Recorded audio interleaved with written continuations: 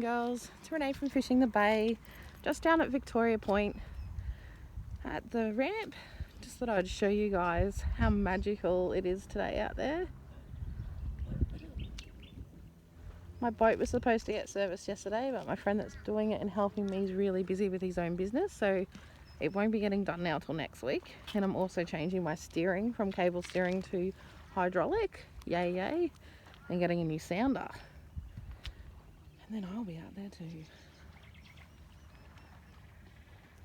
It's so nice.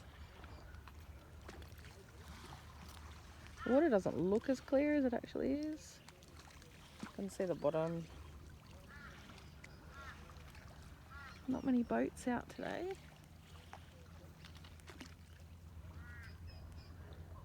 There's people down there having a fish.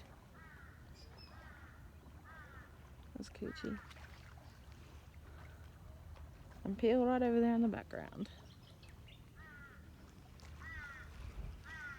Have a nice day, guys.